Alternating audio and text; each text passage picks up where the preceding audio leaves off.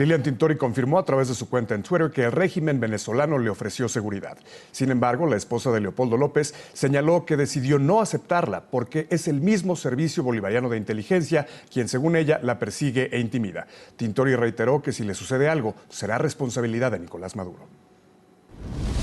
Hoy me llamaron de parte de Nicolás Maduro, me manifestaron preocupación por los atentados que recibí. Reitero, el terror es una política de Estado y si nos sucede algo, el directo responsable es Nicolás Maduro. La vida es el primer derecho fundamental y es obligación del Estado garantizarlo a todos, no es un favor.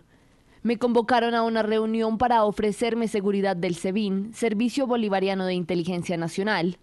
Decidí no asistir porque quien me acosa, me persigue y me intimida es el SEBIN. El régimen afirma que me quieren matar, así como querían matar a Leopoldo. Ya nadie les cree. Demasiadas mentiras y demasiados engaños han caracterizado a este régimen.